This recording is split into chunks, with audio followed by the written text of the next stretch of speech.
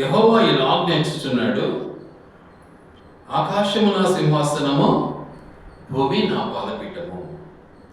మీరు నా నిమిత్తము కట్టను ఉద్దేశించి ఇల్లు ఏపాటిది?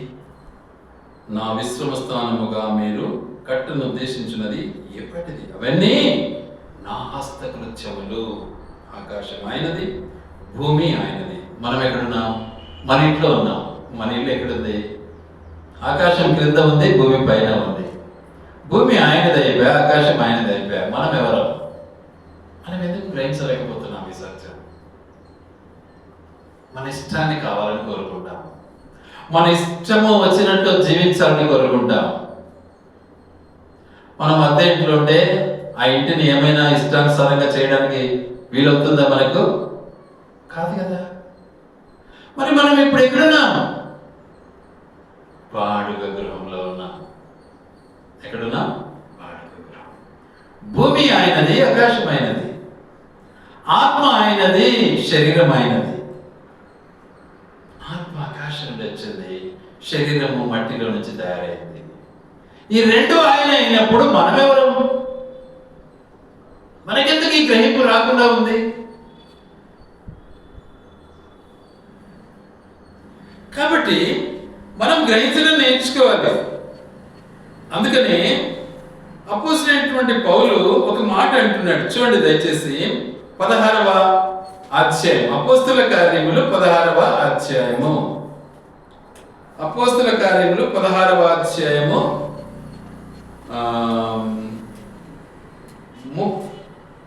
30-31 వచనాలు చదువుకుందాం.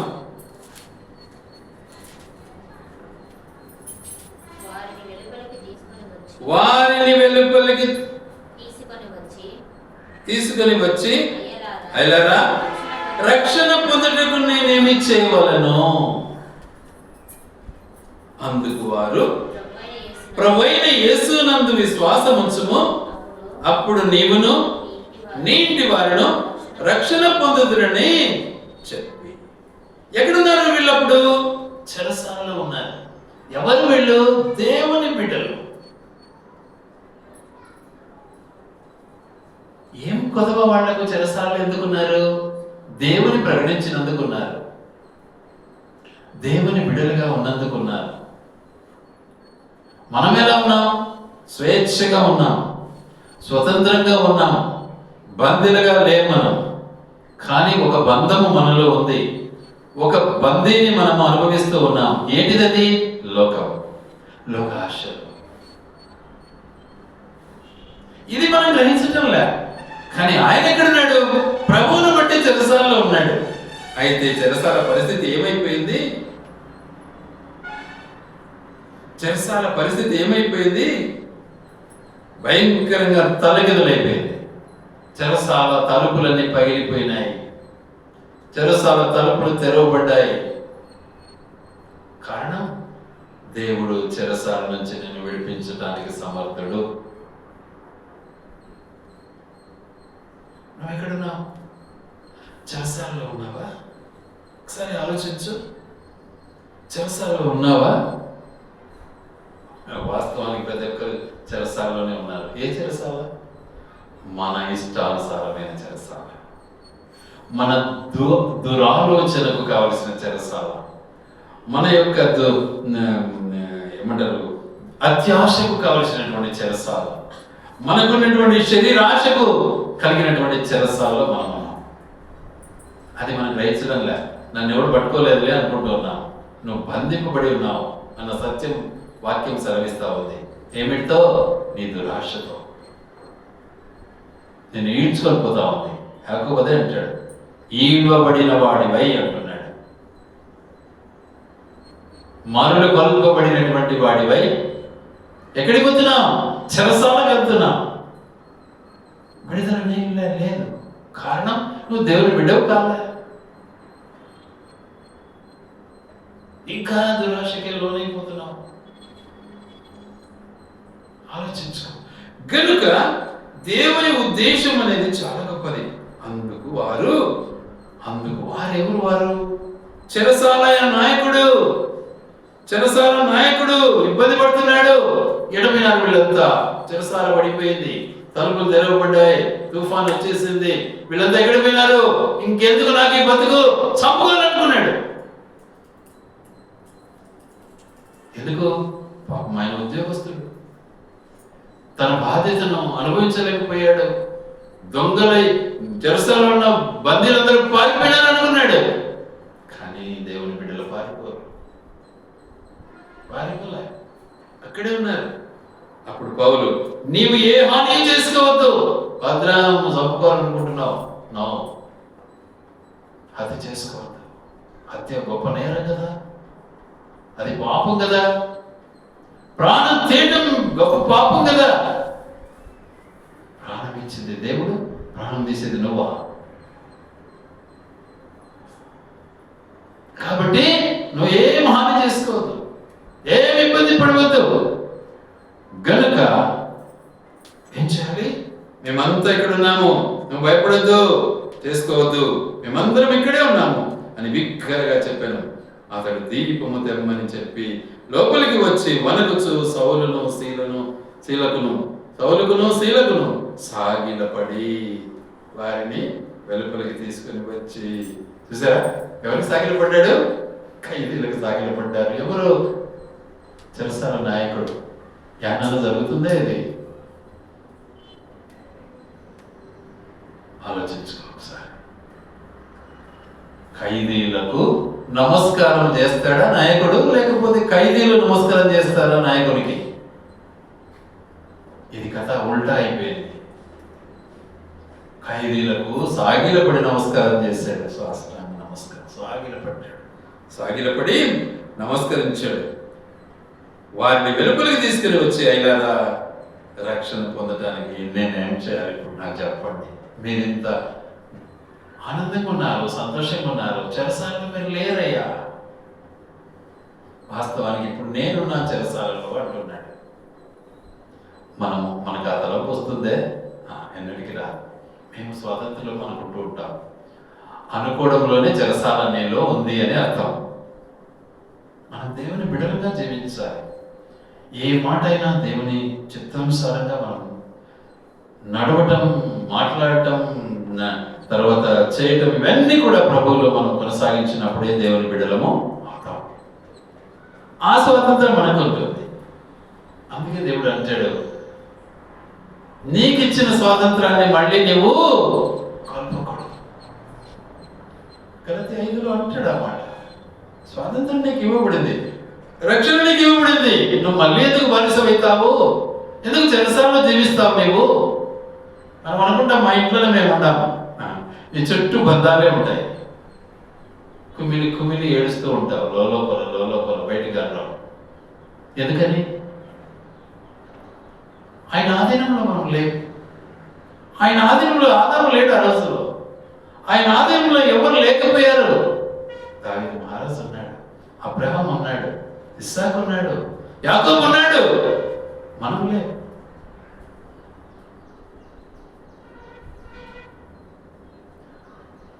యాకోబు తనంతరం ఇజ్రాయేలు లేదు, యూదులు లేరు, కానీ మనం ఉన్నాం. ఆయన ఆధీనంలో మనం ఉండాలి అన్నటువంటి ఆశయం ఆయన కలిగి ఉన్నాడు. కాబట్టి ఆయన ఈ లోకానికి వచ్చాడు. ఎలా వచ్చాడు? అద్భుత రీతిగా వచ్చాడు. ఎందుకంటే దేవుని యొక్క సంకల్పం, దేవుని యొక్క చిత్తం, దేవుని యొక్క ఇష్టం ఆయన నెరవేర్చడానికి సిద్ధంగా ఉంటాడు. అద్భుత రీతిగా ఎలా నెరవేర్చాడు? దేవుడు నిన్ను నన్ను ఎలా ప్రేమించాడు అంటే అంత గాఢంగా ప్రేమించాడు.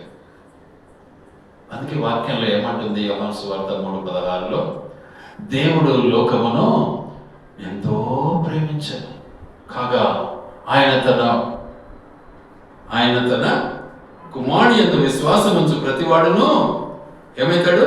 నశింపక నిత్య జీవము కలిగినటువంటి వాడు. ఎందుకంటే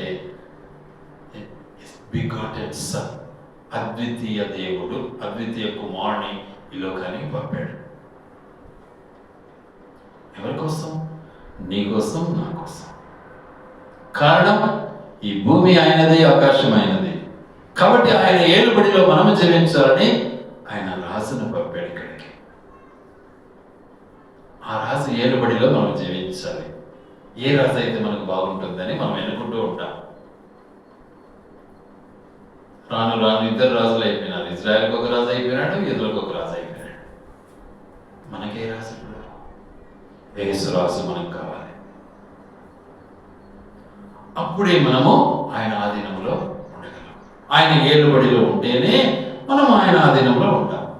ఆయన ఏలుబడిలో మనం ఉండకుండా, ఆయన చెప్పిన మాట మనం అనుసరించకుండా మన జీవితాలను వ్యర్థపరుచుకుంటూ మన జీవితాలను సరిదిద్దుకోలేకపోతే ఆయన రాజ్యంలో ప్రవేశించలేదు. మన కోసం అంటూ ఆయన ఒక పెద్ద రాజ్యాన్ని ఏర్పాటు చేసి పెట్టాడు కదా. వాటిని బట్టి మనం ఆయన బిడ్డలకు కావాలి, ఆయన సొత్తు కావాలి. మీరు విలువ పెట్టి కొనబడినటువంటి వారు అంటాడు దేవుడు. ఆయన విలువ పెట్టి కొన్నాడు మనల్ని. మీరు నా సొత్తు, మీరు నా సొత్తు. అందుకే వాక్యం ఏమంటుంది? సొత్తుగా మారాలి మనం. అందుకే యోహాను సువార్త 1:12 చాలా స్పష్టంగా మాట్లాడతాడు.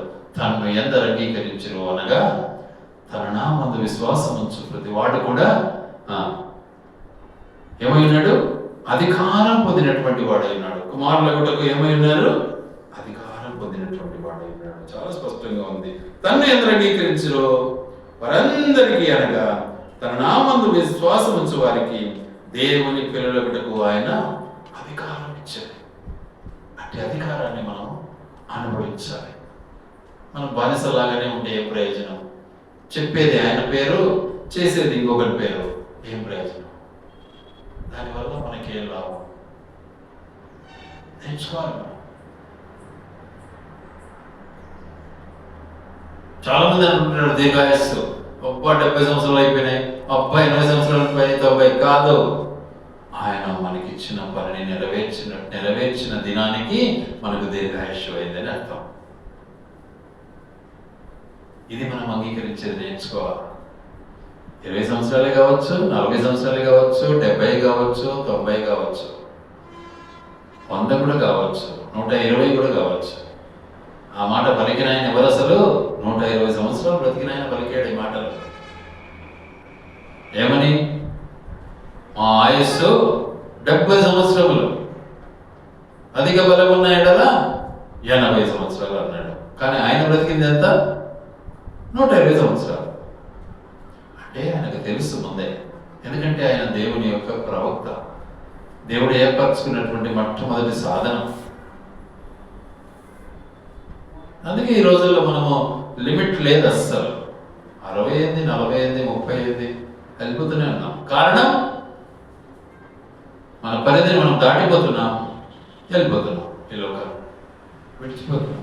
కాబట్టి ఆయన బిడ్డలంగా మనము జీవించటం దేవుడు మనకిచ్చినటువంటి గొప్ప భాగ్యం. అందుకే వాక్యం సెలవిస్తున్న మాట, ఎవరైతే అంటాడు రోమపత్రిక 8వ అధ్యాయం, రోమపత్రిక 8వ అధ్యాయం 29వ వచనం చదువుకుందాం. ఎందుకనగా తన కుమారుడు అనేక సహోదరులలో జ్యేష్ఠుడగునట్లు దేవుడు ఎవరిని మృదుగా ఎరిగెనో వారు తన కుమారునితో సారూప్యము గలవారవుటకు వారిని ముందుగా నిర్ణయించెను. మరియు ఎవరిని ముందుగా నిర్ణయించెనో వారిని పిలిచెను. ఎవరిని పిలిచెనో వారిని నీతిమంతులుగా తీర్చెను. ఎవరిని నీతిమంతులుగా తీర్చెను వారిని మహిమపరచెను. మహిమకు ఆస్పదం కావాలి. మహిమ జీవితాన్ని మనం అనుభవించాలి. మన దేవుడు మహిమాన్వితుడు.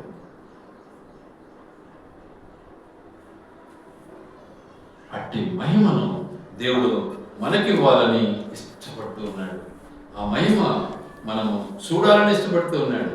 గనుక ఆయన బిడ్డలంగా ఆయన సారూప్యాన్ని మనం అనుభవించడానికి దేవుడు ఇష్టపడుతున్నాడు. కాలము సంపూర్ణమైంది. ఏమైపోయింది? సమయం ఆఖరికి వచ్చింది, దగ్గరికి వచ్చింది. ఆయన రాకడ సమీపిస్తూ ఉంది. ఇక్కడైనా మన జీవితాలను మనం సరి చేసుకోవాలి. అందుకే గలతీ పత్రిక 4వ అధ్యాయము 19వ వచనం చదువుకున్నాం.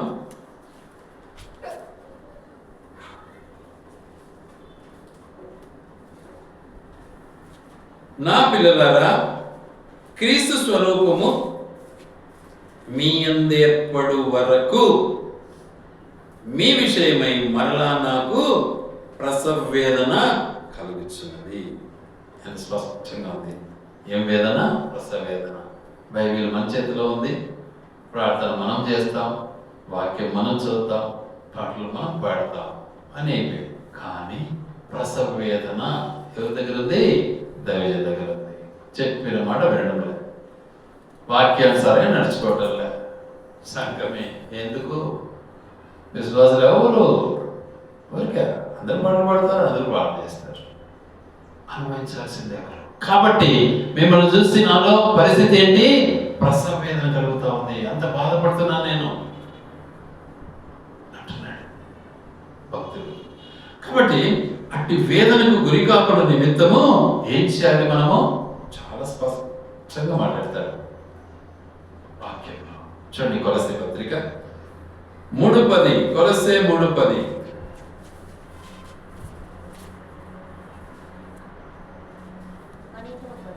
ఒకరితో ఒకడు ఏం చేయకూడదు?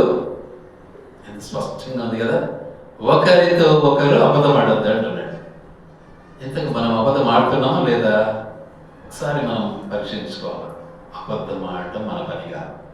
అబద్ధం ఆడకూడదు అసలు. అబద్ధం ఆడుతున్నావంటే దేవుని బిడ్డ కావచ్చు, సైతాన్ బిడ్డ. ఒక్కరితో ఒకడు అబద్ధం ఆడకూడదు, ఎలైనగా ప్రాచీన స్వభావమును దాని క్రియలతో కూడా మీరు పరిత్యజించి జ్ఞానము కలుగు నిమిత్తము దాన్ని సృష్టించిన వాని ఒలిక చొప్పున నూతన పరచబడుచున్న నవీన స్వభావమును ధరించుకున్న జీవితం కావాలి మనకు. నూతన స్వభావం, దేవుడిచ్చిన సర్వాంగ కవచాన్ని మనం ధరించుకోవాలి. దేవుడిచ్చిన సర్వాంగ కవచం ఎఫెసీ పత్రికలో 6వ అధ్యాయంలో ఉంటుంది. దేవుడిచ్చిన సర్వాంగ కవచం, పరిశుద్ధత అంటారు దాన్ని ఒకటే మాటలో. 133వ కీర్తనలో కూడా అదే పదం ఉంటుంది. పోయబడిన అంగీల అంచు వరకు దిగజారిన ఏమిటిది? పరిమళ తైలం, పరిశుద్ధాత్మ నింపుదల. నిలువుటంగా వేస్తే రాదది, పైనుంచి కింది దాకా తెల్లగుడలు వేస్తే రాదది. ఈరోజు పరిస్థితి అంతా అదే. ఎంత దౌర్భాగ్య పరిస్థితి. కాబట్టి నువ్వు ఏమి చేసినా, ఎక్కడున్నా నా అధీనంలో ఉన్నావు, జాగ్రత్త అంటున్నాడు దేవుడు. సిద్ధపడాలి, మనం సిద్ధపడాలి. ఏం మాట్లాడుతున్నావు? ఏం ఆలోచిస్తున్నావు? నన్ను కాదని ఏం చేసుకోలేవు. చాలా స్పష్టంగా మాట్లాడుతున్నాడు మన దేవుడు.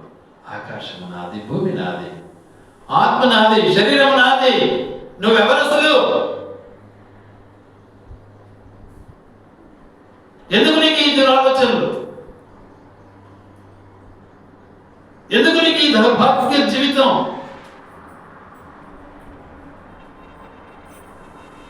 నేను కదా నేను పోషించేది, నీకెందుకు ఈ బాధ? చెరసాలలో ఉన్నావా? వెలుపులు తెలిసిన పని నాది. గజగజలు ఆడించాడు అట్లే. నమస్కారం పెట్టాడు నాయకుడే, చెరసాల నాయకుడు. చూడండి ఎంత గొప్ప విషయం. మనం ఎందుకు గ్రహించలేకపోతున్నాం? ఈరోజు మర్చిపోతున్నాం మన దేవుని పూర్తిగా. కాబట్టి ప్రభువులో మనం కొనసాగటానికి ఒకరితో ఒకరు ఏం చేయాలి? ఏం చేస్తే బాగుంటుంది? అబద్ధం ఆడకుండా జీవించేది నేర్చుకోవాలి. పచ్చి అబద్ధం ఆడతాం ఈ రోజుల్లో. నాతో ఒక మాట మాట్లాడితే ఇంకొకరితో ఒక మాట మాట్లాడతాం. ఎంత దౌర్భాగ్య పరిస్థితి. బైబిల్ సంఘంలో ఉంటుంది, చేతిలో ఉంటుంది, ఇంట్లో ఉంటుంది, బయట ఉంటుంది. గుడికి పోతాము, వస్తాము, ప్రార్థనకు పోతాము, వస్తాము. దేనికి? మోసం చేయడానికే, అబద్ధం ఆడడానికే. ఏంటి మన బ్రతుకు? ఎవరు చెప్పాలి? బోధించే వాళ్ళందరూ అబద్ధాలు. ఇప్పుడు భయంకరం బాధ వేస్తారు అనుకుంటే. ఏ నోటి కొడికి ఒకడో మరి సత్యం పలికేవాడు తెలియదు.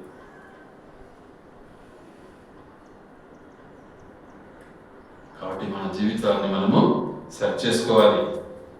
మనలో తగ్గింపు స్వభావం రావాలి. హ్యూమానిటీ మనకు అవసరం. తగ్గింపు ఎలా ఉండాలి? దేవుడు మనకు తగ్గింపు జీవితాన్ని మాదిరిగా చూపించాడు మన దేవుడు. చదువుకొని ముగిస్తాను. ఫిలిప్పీ పత్రిక 2వ అధ్యాయం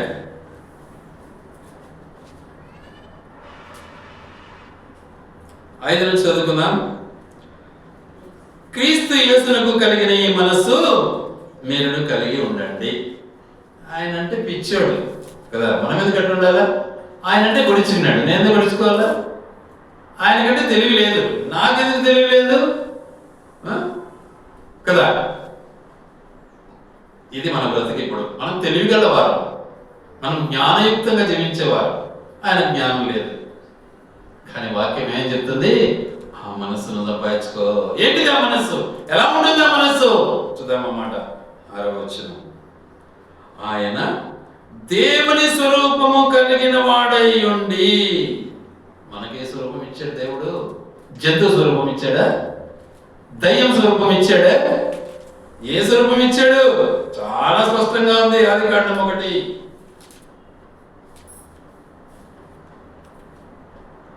ఏ స్వరూపం ఇచ్చాడు? 27. దేవుడు తన స్వరూపమందు నరుని సృజించెను. ఏ స్వరూపము మనది? దేవుని స్వరూపం కాదా? మరి యేసుప్రభు ఏ స్వరూపము? దేవుని స్వరూపమే. మనము ఆ స్వరూపమే. అయితే దేవునితో సమానముగా ఉండుట విడిచిపెట్టకూడని భాగ్యమని ఎంచుకుని లేదు. కానీ మనమేమనుకుంటా? We are the boss. నేనే అనే స్వభావానికి బానిసలం అయిపోతున్నాం మనం. ఇక దేవుని స్వరూపం ఏంటి అసలు మనకు? వాక్యం చెప్పేవాడు అట్లే ఉన్నాడు, వినేవారు అట్లే ఉన్నారు.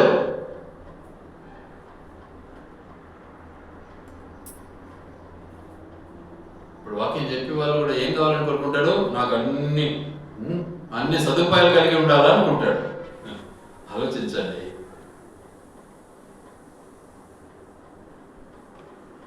దేవుడు నాకు ఇచ్చిన రక్షణను బట్టి ఈ రోజు వరకు కూడా నేను లగ్జరీని కోరను కూడా. ఎక్కడ పోయినా సాపైన కింద వేసుకొని పడుకుంటా, చింతల. కొందరికి ఎందు పరుపులు, బెడ్లు, రకరకాలన్నీ సదుపాయాలన్నీ కలిగి ఉంటారు. ఏమంటే దైవజనుడు, అవతలలో దైవజనులే అండి. వాడు దైవజనుడు కాదు, ఇటు దైవజనుడు. ఇంత భేదాభిప్రాయాలు కలిగినటువంటి మన బ్రతుకులో మనం ఏం చేస్తున్నాం? సత్యం మాట్లాడుతున్నామా, అబద్ధం మాట్లాడుతున్నామా? అబద్ధం మాట్లాడుతున్నామా? అందుకే వాక్యం ఏమంటుంది? మనుష్యుల పోలికగా పుట్టి దాసుని స్వరూపమును ధరించుకుంటే జీవితం కావాలి. మనం మనిషిగా పుట్టాము, దేవుని కుమారుడిగా పుట్టాము. అయితే ఎలా ఉండాలి? దేవునికి దాసుల జీవితం కావాలి. దాసుని స్వరూపం ధరించుకుని తన్ను తానే రిక్తునిగా చేసుకున్నాడు. అయ్యా నేను పనికిరాని వాణి అన్నాడు. మనమేమంటాం?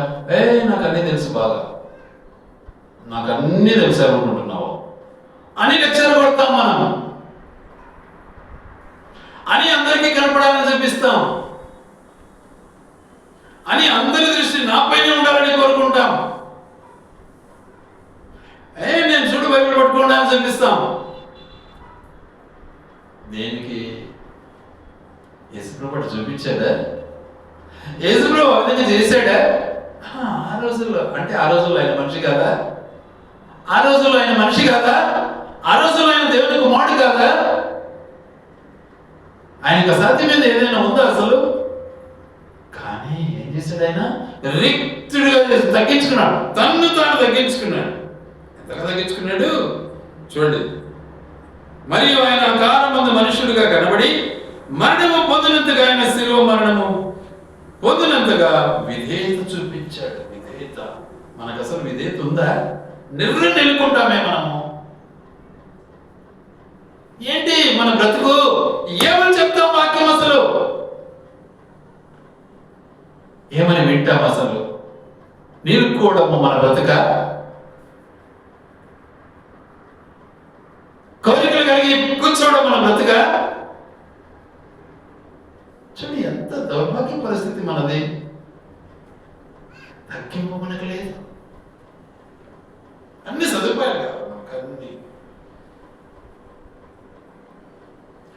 దేవుని కృపను బట్టి దేవుని బిడ్డల కొరకు దేవుడు ఏర్పాటు చేస్తాడని.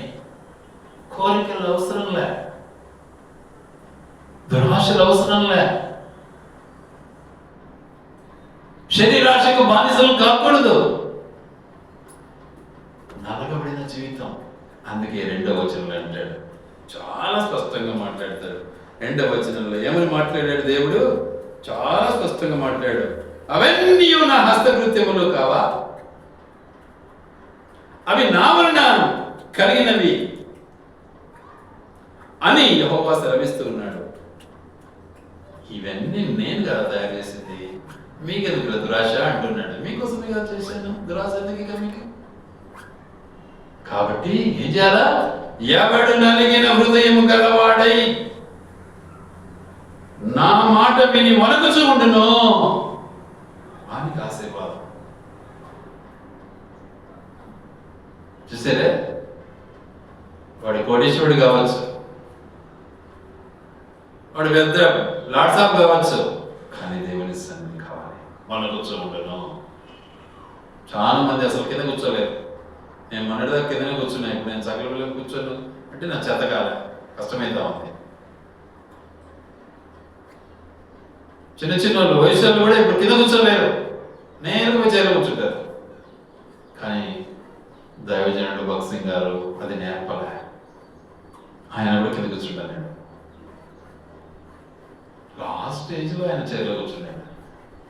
లాస్ట్ స్టేజ్లో కూడా ఇద్దరు పట్టుకొని పోయి చైర్లో కూర్చోబెడితే ఒక్కిన మోకాల మీద పోతాడు. మోకాళ్ళ మీద ప్రార్థన అయిన తర్వాత మళ్ళీ ఎత్తి ఆయన కూర్చోబెడతాను. అది రిక్తునిగా చేసుకోవటం, అది దేవుని కుమారునిగా దేవుని యొక్క స్వరూప్యాన్ని అనుభవించటం, అది కావాల్సింది దేవునికి. అందుకే నలిగిన హృదయం కలవారై నా మాట విని ఎవడైతే వణుకుతూ ఉంటాడో వాడిని నేను దృష్టించుచున్నాను. అట్టి వాని విషయంలో ఏమన్నాడు? మాట అన్నాడు, చాలా చక్కటి మాట. ఏమన్నాడు ఆ మాట? వాడిని నేను ఏం చేస్తానన్నాడు? చాలా స్పష్టంగా అంటున్నాడు, ఒకని తల్లి వాడిని ఆదరించినట్లు నేను వాడిని ఆదరిస్తాను, నేను వాడిని కాపాడతాను. కాబట్టి యెరూషలేములోనే మీరు ఆదరించబడతారు. ఇంకెక్కడ ఆదరణ లేదు, డబ్బులు లేదు, ఆస్తులు లేదు, అంతస్తులు లేదు, పరువు ప్రతిష్టలు లేదు, అంతములు లేదు, ఎక్కడ లేదు. దేవుని సన్నిధిలోనే నీకు ఆదరణ. అట్టి ఆదరణను నువ్వు వెతకడం నేర్చుకో. అందుకే అన్నాడు, అది నా రాజ్యం అన్నాడు. అది నా రాజ్యం, దాన్ని వెతుకు. అది నా రాజ్యం, అది నా నీతి, దాన్ని వెతుకు అంటున్నాడు. కాబట్టి దేవుడు మనకిచ్చినటువంటి తన రాజ్యాన్ని బట్టి ఈ లోకయాత్రలో నిజంగా ఆయన తయారు చేసినటువంటి ఈ భూమి పైన, ఈ ఆకాశం క్రింద మనం ఉండటం మనకిచ్చిన గొప్ప భాగ్యం అని ఎంచి ఆయన సొత్తని గ్రహించి ఏం చేయాలి? మనము ఏం చేయాలి? ఆయనకు లోబడదాం, వనకతో ఆయన సన్నిధిలో గడుపుదాం. ఆయన మనల్ని దీవిస్తాడు, ఆశీర్వదిస్తాడు. దేవుడి మాటలు ఆయన వెండిగిడలో దీవించి ఆశీర్వదించను గాక.